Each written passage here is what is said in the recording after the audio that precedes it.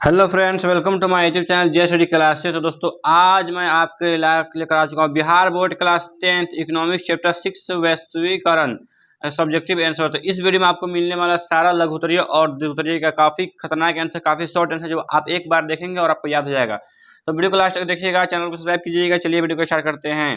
देखिए, लघु उत्तरीय प्रश्न 1 नंबर, वैश्वीकरण से आप क्या समझते हैं?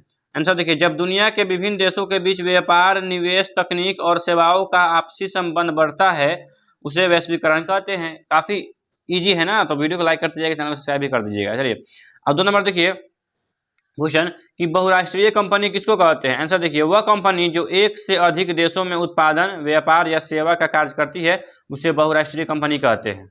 3 नंबर देखिए, विश्व व्यापार संगठन क्या है? यह कब और क्यों स्थापित किया गया? आंसर देखिए, विश्व व्यापार संगठन यानी WTO एक अंतर्राष्ट्रीय संस्था है जो विश्व व्यापार के नियमों को नियंत्रित करती है। इसकी स्थापना 1995 में अंतर्राष्ट्रीय व्यापार को बढ़ाने के लिए की गई। अब देखिए 4 नंबर क्वेश्चन देखते हैं।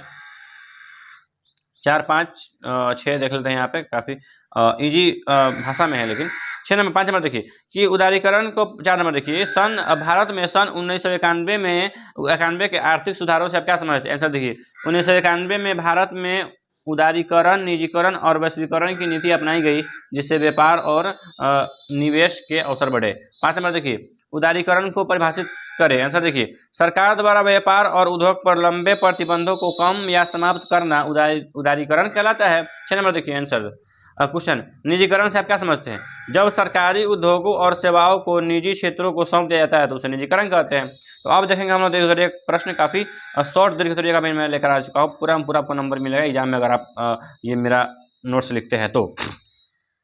दीर्घ प्रश्न 1 नंबर, एक बहुराष्ट्रीय कंपनी द्वारा किसी देश में अपनी उत्पादन इकाई लगाने के निर्णय पर किन बातों का प्रभाव पड़ता है? आंसर देखिए, बहुराष्ट्रीय कंपनियां किसी देश में उत्पादन इकाई लगाने से पहले कई बातों पर विचार करती है। सबसे पहले वे सस्ते और कुशल श्रमिकों की उपलब्धता देखती है। इसके अलावा कच्चे माल की उपलब्धता, बाजार की मांग और परिवहन की सुविधा भी महत्वपूर्ण होती है। सरकारी नीतियां, कर व्यवस्था और राजनीतिक स्थिरता भी उनके निर्णय को प्रभावित करती है। यदि किसी देश में अच्छी आधारभूत संरचना, बिजली, सड़क और संचार की सुविधा होती है तो कंपनियां वहां निवेश करना पसंद करती है।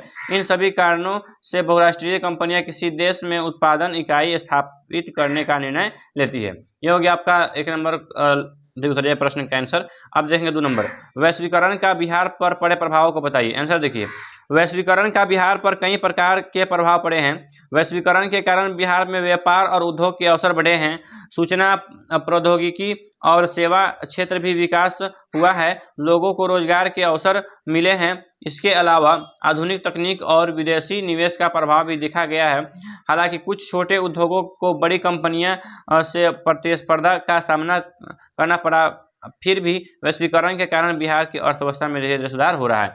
तो अब देख लेते हैं हम लोग 3 नंबर क्वेश्चन, इसको इधर करके देखेंगे हम लोग। 3 नंबर क्वेश्चन क्या बोल रहा है? 3 और 4 नंबर देख लेते हैं ना हम लोग। 3 और 4 देखिए, लास्ट क्वेश्चन है 4 नंबर। 3 नंबर देखिए, भारत में वैश्वीकरण के पक्ष में तर्क दे। आंसर देखिए, भारत में वैश्वीकरण के पक्ष में कई तर्क दिए जाते हैं। वैश्वीकरण से विदेशी निवेश बढ़ा है, जिससे उद्योग और व्यापार का विकास हुआ है। नई तकनीक और आधुनिक प्रतिबंध पद्धतियां भारत में आई है। इसके कारण रोजगार के अवसर बढ़े हैं और वस्तुओं की गुणवत्ता में सुधार हुआ है। उपभोक्ताओं को अधिक विकल्प मिलते हैं। इसके अलावा भारत का अंतर्राष्ट्रीय व्यापार भी बढ़ा है, इसलिए वैश्वीकरण को भारत के आर्थिक विकास के लिए महत्वपूर्ण माना जाता है। अब देखेंगे हम लोग 4 नंबर क्वेश्चन। 4 नंबर क्वेश्चन हमारा क्या बोल रहा है? 4 नंबर क्वेश्चन देखेंगे। एक क्वेश्चन है कि वैश्वीकरण का आम आदमी पर पड़े प्रभाव की चर्चा करें। आंसर देखिए, वैश्वीकरण का आम आदमी के जीवन पर कई प्रभाव पड़े हैं। इससे लोगों को अधिक रोजगार के अवसर मिले हैं और नई तकनीक का उपयोग बढ़ा है। बाजार में विभिन्न प्रकार की वस्तुएं उपलब्ध हो गई है और उनकी गुणवत्ता में सुधार हुआ है। लेकिन दूसरी ओर छोटे उद्योगों को बड़ी कंपनियों से प्रतिस्पर्धा का सामना करना पड़ता है। फिर भी वैश्वीकरण लोगों के जीवन स्तर में सुधार हुआ है और आर्थिक विकास को गति मिली है। तो ये हो गया चैप्टर 6 का क्वेश्चन आंसर। तो उम्मीद करता हूँ वीडियो अच्छी लगी हो। हमारा चैनल पे सारा यहाँ पे कराया जाता है आंसर क्वेश्चन हर सब्जेक्ट का। तो जाइए चैनल पे विजिट कीजिए और सारा वीडियो देखिए। चलिए मिलते हैं अगले वीडियो में।